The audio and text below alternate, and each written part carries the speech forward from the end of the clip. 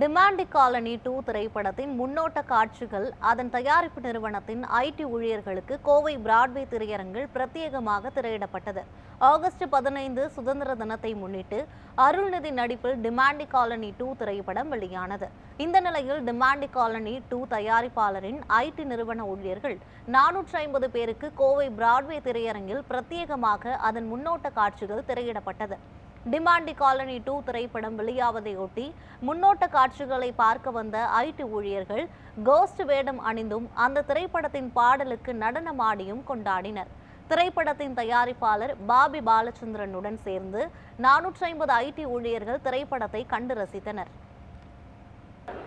Actually நாங்கள் 2005 Demonte colony 1 பார்த்தோம்.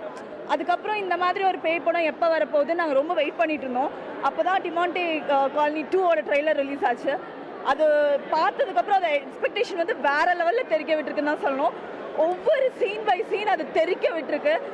அருள்நிதி ஆகட்டும், பிபிஎஸ் ஆகட்டும், அவங்களோட ஆக்டிங் ஆகட்டும் வேற லெவலில் இருந்தது.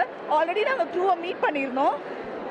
I must say it was on another level. Like எந்த ஹாரர் மூவிக்கும் ஒவ்வொரு ஸ்லாப் இருக்கும். டிமாண்டி காலனின்னு சொல்லும்போது இது ஒரு செப்பரேட் ஃபேன் பேஸ் இருக்குன்னு சொல்லுவோம்.